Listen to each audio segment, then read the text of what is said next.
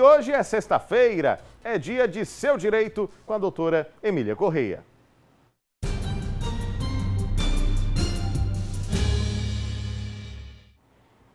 Doutora Emília, boa tarde, Oi, seja Lucas. bem-vinda. Boa tarde, Como é que você tá? Boa tarde a todos. Estou aqui, né, prontinha, estou melhor, graças a Deus. Tá tudo certo. Que bom tê-la aqui. Inclusive, enquanto a vinheta rodava, a Ju me falava aqui no ponto. Doutora Emília, que inclusive está elegantérrima. Ah, obrigada, Faço Ju. das palavras da Ju as minhas. Ju Está muito é bonito. é uma linda. É, com certeza. Outra profissional de mão cheia, a Ju, que está aqui na direção de corte hoje. Com certeza. Vamos nessa, Ju? Joga aqui para mim, manda aqui a primeira pergunta para que a gente possa começar o quadro já com as perguntas dos nossos telespectadores.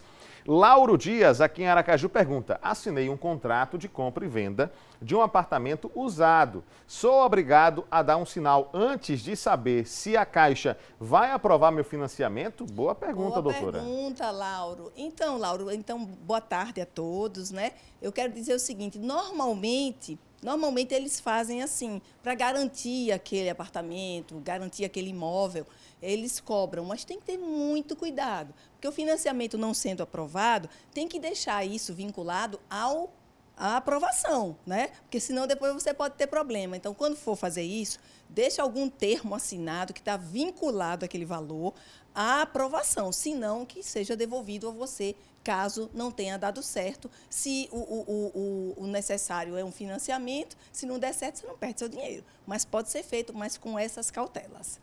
É isso, né? E tem que ser alguém de confiança porque você confia que o dinheiro certeza, vai voltar. com certeza. É importante. Mais uma pergunta chegando aqui pra gente, pergunta que chega do Carlos Eduardo de Lagarto. Lagarto. Alô, alô, Centro-Sul. É. Aquele abraço. Um beijo aí pra toda a turma de Lagarto Lagarto, é minha né? terra.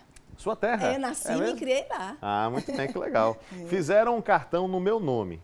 Meu nome ficou no Serasa e já saiu. Tenho como saber quem fez? Onde comprou? Posso pôr na justiça mesmo depois que o nome saiu do Serasa? Então, Carlos, pode sim, porque isso não pode ficar, passar e isso acaba sendo até um incentivo, né? Cartão, no caso aí, clonado, né? Não foi o que levou ele ao Serasa? Fizeram um cartão no nome dele, né? Fizeram um cartão, então clonaram o cartão dele, na verdade. Então, o banco tem que ser notificado disso, né? Porque o banco tem que, por obrigação da segurança, se o banco é do cartão, o cartão de crédito está vinculado muitas vezes a um banco, o banco tem responsabilidade da segurança nisso. Você deve fazer uma ocorrência para poder você depois discutir na justiça. Isso pode, inclusive, lá no extrato, se ele foi utilizado, vai sair no seu nome porque o cartão foi clonado, mas o banco tem responsabilidade e o banco tem, sim, essa obrigação. Criminalmente, inclusive, é bom que seja descoberto como foi isso para frear esse tipo de atitude, mas pode sim. Muito bem, vamos a mais uma pergunta, já está chegando aqui para nós. Mais uma pergunta, essa é da Maria Fernanda de Itabaiana. Falamos da tua terra, agora a minha. Itabaiana. Ah, você é itabaianense. Na verdade, assim, há uma discussão, viu? Porque eu nasci em Aracaju, mas foi só o parto. Sim. Me criei em Simão Dias até os 13 anos. Aos 13 fui para Itabaiana. Então, eu sou metade Simão Dias, metade Itabaiana, metade Aracaju. Meu Deus do céu. Agora, você falou uma coisa que é interessante também informar. Cidades que você simplesmente vai só para nascer, você pode requerer sua naturalidade no lugar de onde você pode? realmente Porque no meu registro está Aracaju. Não, mas isso é uma coisa nova, inclusive, Sim. porque foi discutido que uma população, por exemplo, um interior que não tenha maternidade, então como é que vai ficar a população daquele interior? Quem é realmente daquele lugar, se todo mundo precisa sair para nascer? Eu poderia mudar, então? Isso pode ser discutido. Eu estou falando que hoje já se entende que se você saiu só para dar à luz, a sua mãe, no caso, só para dar à luz, e a sua cidade, o seu lugar não é aquele, você pode incluir isso certamente no seu registro. Muito bem, interessante, né? Mas eu não me incomodo, não. Eu adoro Aracaju, amo Aracaju de paixão, tá tudo certo. A população de Simão Dias, os vereadores de Simão Dias é que tem que me dar título agora. Ah, Simão por Dias favor, viu? Simão Dias, corram. Simão Dias, todo mundo. Maria Fernanda, lá de Itabaiana. Comprei um tênis para o meu filho de 3 anos. Ele usou 2 vezes e machucou, na verdade, a ponto de ferir o pé. Ou seja, ele usou o tênis 2 vezes e machucou e feriu o pé.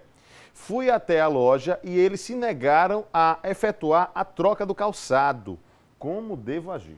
Olha, quanta gente passa por isso, viu, Maria Fernanda? É muito interessante a pergunta, porque, veja, olha, se foi provocado pelo tênis, ele deve primeiro ir à loja, né? A loja se nega muitas vezes a troca. Essa política de se negar a troca não é uma boa para a empresa, para a loja. Mas se ficou comprovado que aquele ferimento realmente foi o tênis que causou, porque tem muita gente que às vezes burla, não é o seu caso, se foi o tênis que causou, vale sim uma aceitação da loja pela troca, ganha o cliente, ganha a criança, ganha todo mundo. Mas é difícil, porque já foi utilizado, mas foi utilizado, de repente não foi danificado, né? Pelo que ela consta aí 2 ou 3 vezes só, e ficou comprovado que foi causado. Se a loja não trocar, ela pode, inclusive, judicializar no juizado especial, se for o caso, ou até mesmo na justiça comum. Mas o juizado especial, certamente, isso resolve. E aí, logicamente, ela vai resolver a questão. Troca por outro, né? É a política da boa vizinhança, de manter a clientela. É claro, esse deve ser o objetivo. Mais uma pergunta, doutora? Vamos? Vamos retomar o nosso quadro, que Por nós favor. estamos aqui para isso, né? É isso mesmo. Chegando mais uma pergunta, José Carlos de Aracaju. Se eu pedir um exame de DNA de um filho e der positivo, a mãe tem direito de me processar? Tenho dúvidas de uma traição da parte da minha companheira. Eita, tá vendo? Isso acontece muito. E Cadê o xaropinho, né? E o direito de pedir um DNA, de tirar uma dúvida dessa, que não é bom levar essa dúvida, é um direito dele, tá? Se der positivo, ele realmente for o filho, ela também não vai poder processar, dependendo da forma como ele fizer. Porque é interessante, se ela tem certeza, inclusive, que o filho é dele, deixa ele fazer. E, né, se for o caso, até tentar reatar. Mas é possível, sim, que ele faça, é direito dele. O formato de depois ela querer processar não cabe muito. Para ela, se for dele, é até interessante. Se não for, cabe, de repente, uma indenizatória e total desobrigação com aquela criança. Mas tem uma coisa que eu lembro agora que é muito importante, que tem os juízes hoje já estão eles definem muitas vezes aquela relação daquele pai com aquele filho afetiva. Dependendo da idade da criança, o nome dele pode constar como um pai afetivo, né? Porque criou, ficou com dúvida, foi ver isso muito tempo depois. O direito tem dessas coisas, viu? Ele pode pedir o DNA, só não pode ofendê-la, né? Isso, só não pode ofendê-la, é direito dele. Aí sim ela pode processar, inclusive se ele não for o pai. Mesmo que ele não seja o pai, ele ofendendo ela pode ser processado, né, doutor? Isso, sim. Veja, mesmo que ele não seja o pai, já esclareceu a dúvida. Se ele for o pai, tudo tem que ser feito de forma respeitosa, né? De um lado e de outro. É assim. Respeito é a palavra, tá bom? Para você não perder os seus direitos. Vamos a mais uma pergunta? Mais uma perguntinha, dúvidas bem interessantes hoje aqui. Cláudia de Jesus, também de Aracaju, perguntou. Entrei com uma revisional, né, em 2012 e não teve mais andamento. E no último movimento, em 5 de junho de 2018, consta como arquivado definitivamente. O que pode ser isso? Olha, Cláudia, muito interessante essa pergunta, uma pergunta bem de processo mesmo, né? E a pessoa fica em dúvida, porque às vezes se arquiva o processo por vários motivos, inclusive às vezes por falta de interesse, de manifestação, de resposta. Pelo que eu entendi aí, não sei se foi isso, né? Esse processo pode ser desarquivado, mas já tem de 2012 para 2018, mais de 4, né? 2023 já, né? Quase 5 anos. Quase 5 anos. Então, de repente, o que é interessante é pedir aquela documentação, né? Faz um pedido ao arquivo, né? À secretaria que foi protocolado, pede aquela documentação. Se for o caso, entra de novo. Deve ter faltado alguma coisa, né? E aí, com certeza, ele pode dar andamento nisso. Às vezes é arquivado por falta, porque não se julgou o mérito, porque tinha um defeito na petição. Pode ter sido isso também. Aqui eu estou chutando porque ela não diz, tá? Pode ter sido isso e outras coisas. E pode entrar de novo, porque não foi julgado o mérito. Se for julgado o mérito, não tem como fazer mais. Muito bem, é isso. Vamos a mais uma pergunta? Acho que é a última de hoje, né, Ju? Acho que é a última pergunta de hoje. Vamos a ela, chegando aqui em nosso telão. Tem mais? Paulo Andrade, da Barra dos Coqueiros, Grande Aracaju. Tem uma dúvida. Que bom, Paulo. Vamos responder a sua dúvida. Uma pessoa não pode comparecer na audiência de conciliação, pois não pôde ser citada. Ela estava sem advogado. Ok, está dada a informação. Agora, a magistrada, por meio de despacho de mero expediente, determinou sua citação para apresentar a contestação.